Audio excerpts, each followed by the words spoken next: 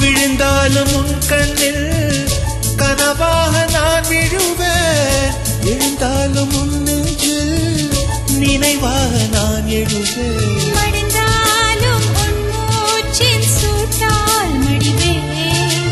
பிறந்தாலும் உன்னையே தான் மீண்டும் சேர்வேன். இனி உன் மூச்சை கடன் வாங்கி நான் வாழுவேன்.